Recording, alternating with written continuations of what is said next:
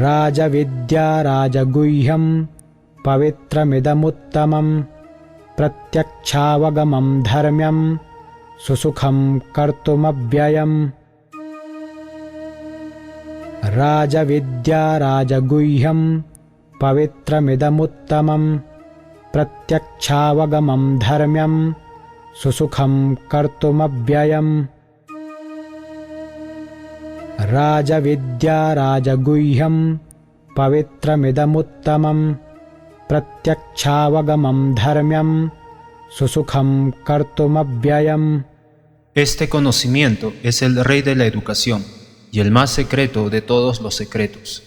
Es el conocimiento más puro de todos, y como brinda una percepción directa del ser mediante la iluminación, es la perfección de la religión. Además, es eterno y se practica con alegría.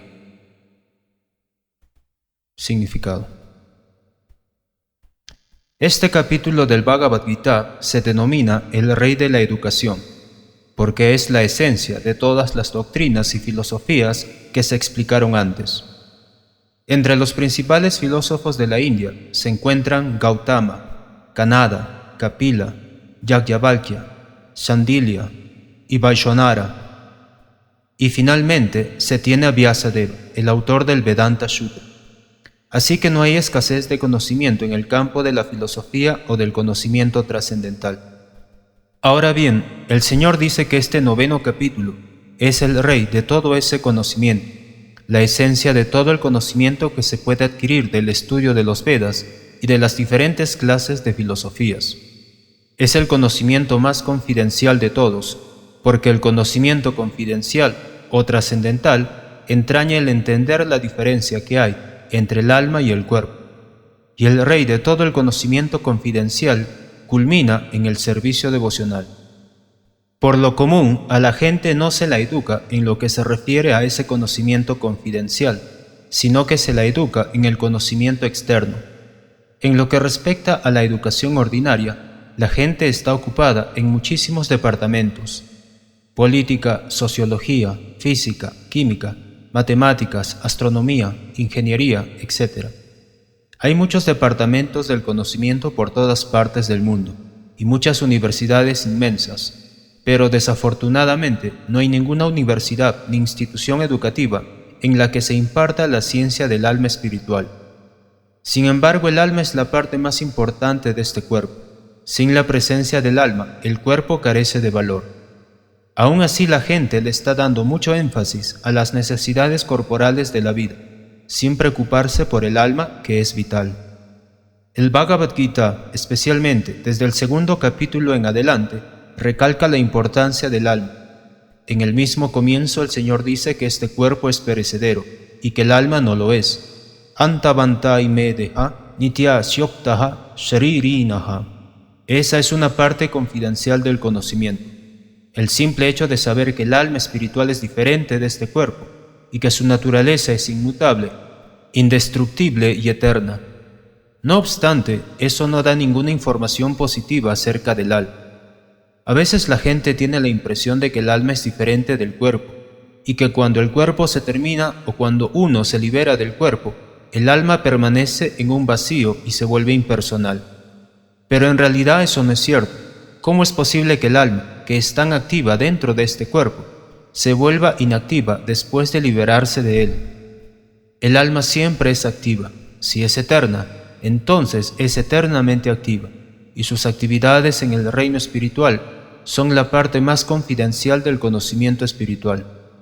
Aquí se indica, por lo tanto, que esas actividades del alma espiritual son el rey de todo el conocimiento, la parte más confidencial de todo el conocimiento. Este conocimiento es la forma más pura de todas las actividades, tal como se explica en la literatura védica. En el Padma Purana se han analizado las actividades pecaminosas del hombre y se ha señalado que son los resultados de un pecado tras otro. Aquellos que están dedicados a las actividades fruitivas están enredadas en diferentes etapas y formas de reacciones pecaminosas. Por ejemplo, cuando se planta la semilla de un determinado árbol, este no aparece de inmediato, sino que toma algún tiempo en hacerlo. Primero es un pequeño retoño, luego adopta la forma de un árbol, luego florece y da su fruto, y cuando se completa su desarrollo, las personas que plantaron la semilla del árbol disfrutan de las flores y las frutas. De la misma manera, un hombre ejecuta un acto pecaminoso, y como una semilla, éste se toma su tiempo en fructificar. Hay diferentes etapas de ello. Puede que la acción pecaminosa ya haya cesado en el individuo, pero los resultados del fruto de esa acción pecaminosa aún están por disfrutarse. Hay pecados que aún están en forma de semilla, y hay otros que ya han fructificado y que nos están dando su fruto, el cual estamos disfrutando en la forma de dolor y congoja.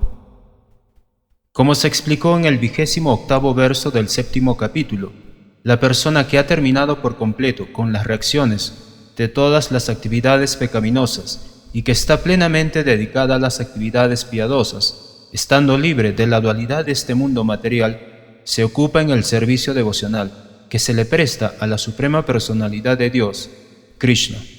En otras palabras, aquellos que verdaderamente están dedicados al servicio devocional del Señor Supremo ya están libres de todas las reacciones. Esa declaración se confirma en el Padma Purana.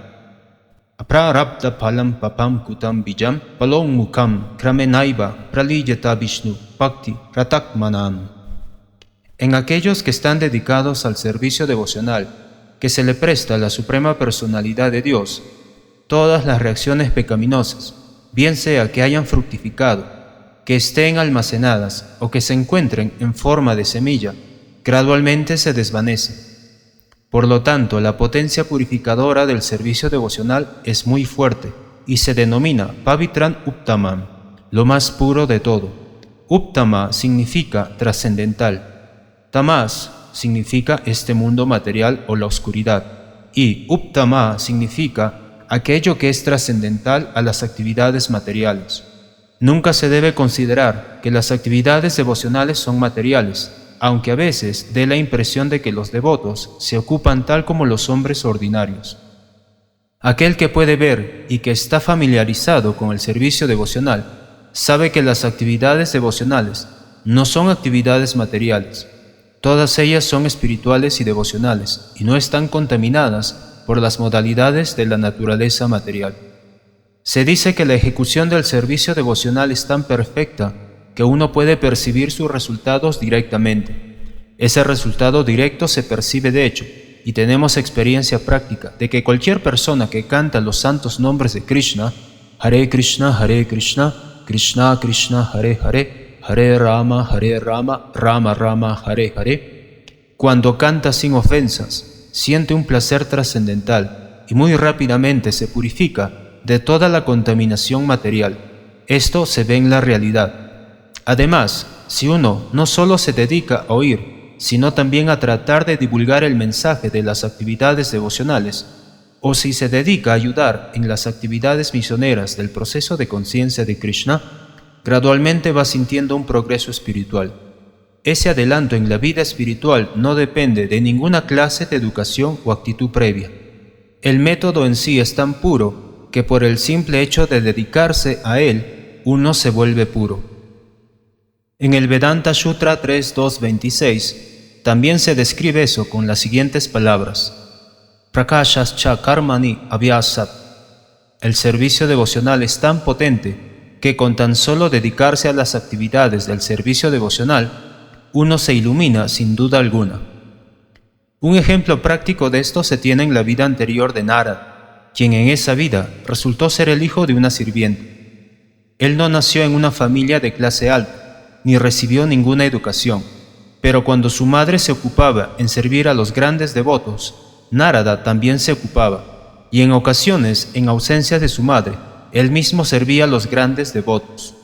Narada dice personalmente: Ukchistale pan anumhodito dvijayhi sakritsma bunjetat apashta kilvishaha evam pavritaksya visuda chetasas tapdharma evatman ruchihi prajayate. En este verso del Srimad Bhagavatam 1.5.25, Narada le describe su vida anterior a su discípulo Vyasadeva. Él cuenta que, mientras hizo de niño sirviente de estos devotos purificados, durante los 4 meses de su estadía, él se estuvo asociando íntimamente con ellos. A veces esos sabios dejaban en sus platos remanentes de su comida, y el muchacho, que era quien les lavaba los platos, quería probar esos remanentes. Así que él les pedía permiso a los grandes devotos, y cuando ellos se lo daban, Narada se comía los remanentes, en virtud de lo cual se liberó de todas las reacciones pecaminosas. A medida que él iba comiendo, el corazón se le iba volviendo tan puro como el de los sabios. Mediante el proceso de oír y cantar, los grandes devotos disfrutan del sabor de prestarle al Señor un servicio devocional continuo, y en Narada se fue desarrollando gradualmente el mismo gusto. Narada dice además, Tatram Bahan Krishna Kataha Pragayatam Anugrahena Shrinhavan Manoharaha Tat Shradhaya Me Nupadam Brisimbataha Priyasravasi Angamababak Ruchihi. Por el hecho de relacionarse con los sabios, Narada adquirió un gusto por el proceso de oír y cantar las glorias del Señor, y en él se desarrolló un gran deseo de realizar servicio devocional.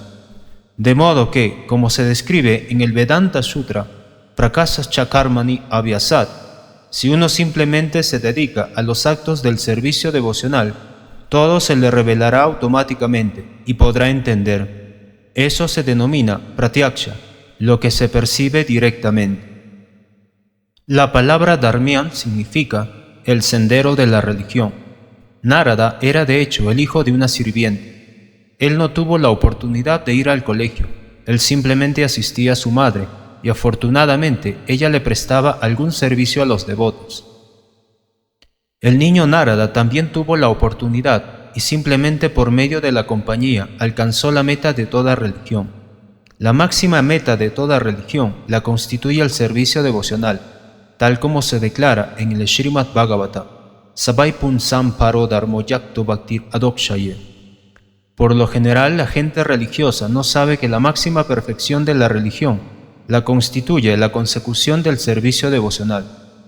Como ya lo hemos discutido en relación con el último verso del capítulo 8, Vedeshu Yakyesu Tapashu Chaiva, para la autorrealización se requiere generalmente del conocimiento védico. Pero aquí vemos que aunque Narada nunca fue a la escuela del maestro espiritual y no fue educado en lo que respecta a los principios védicos, no obstante obtuvo los máximos resultados que se pueden obtener del estudio védico. Este proceso es tan potente que incluso sin ejecutar el proceso religioso de un modo regular, uno puede ser ascendido hasta la máxima perfección. ¿Cómo es posible? Eso también se confirma en la literatura védica. Acharyavam Purusho Veda. Aquel que se relaciona con grandes acharyas, incluso si no es educado o si nunca ha estudiado los Vedas, puede llegar a familiarizarse con todo el conocimiento necesario para lograr la iluminación. El proceso del servicio devocional es un proceso muy dichoso, susukam, porque el servicio devocional consiste en Shravanam Kirtan Vishnu, por lo cual uno simplemente tiene que oír el canto de las glorias del Señor o asistir a conferencias filosóficas acerca del conocimiento trascendental, dictadas por acharyas autorizados. Con solo sentarse uno puede aprender. Luego uno puede comer los remanentes de la comida que se le ofrece a Dios, platos buenos y sabrosos. El servicio devocional es dichoso en cada etapa. Uno puede ejecutar servicio devocional incluso en medio de la mayor pobreza. El Señor dice, Patram Pushpam Phalam Toyam. Él está dispuesto a aceptar cualquier clase de ofrenda que le haga el devoto, sea lo que fuera, incluso una hoja, una flor, un pedazo de fruta o un poco de agua, todo lo cual se consigue en cualquier parte del mundo. Puede ofrecerlo cualquier persona, sea cual fuere su posición social, y ello será aceptado si se ofrece con amor. Hay muchos ejemplos de ello en la historia. Por el simple hecho de saborear las hojas de tulasi, ofrecidas a los pies del loto del Señor, grandes sabios tales como Sanat Kumara se volvieron grandes devotos. Por consiguiente, el proceso devocional es muy hermoso y se puede llevar a cabo con alegría. Dios acepta únicamente el amor con el que las cosas se le ofrecen a Él. Aquí se dice que este servicio devocional existe eternamente. No es como lo describen los filósofos mayavadis. Aunque a veces ellos emprenden un supuesto servicio devocional, creen que mientras no se liberen van a continuar realizándolo. pero al final, cuando se liberen, se volverán uno con Dios. Esa clase de servicio devocional temporal y contemporizador no se acepta como servicio devocional puro. El verdadero servicio devocional puro continúa incluso después de la liberación, cuando el devoto va al planeta espiritual del reino de Dios. Ahí también se dedica a servir al Señor Supremo. Él no trata de volverse uno con el Señor Supremo. Como se verá en el Bhagavad Gita, el verdadero servicio devocional comienza después de la liberación. Después de que uno se libera, cuando uno se sitúa en la posición Brahman, Brahma Bhuta, comienza el servicio devocional de uno. Samaha sarveshu bhukteshu bhakti labhate param. Nadie puede llegar a entender a la Suprema Personalidad de Dios mediante la ejecución de Karma Yoga, Jnana Yoga, Ashtanga Yoga o cualquier otro yoga, independientemente.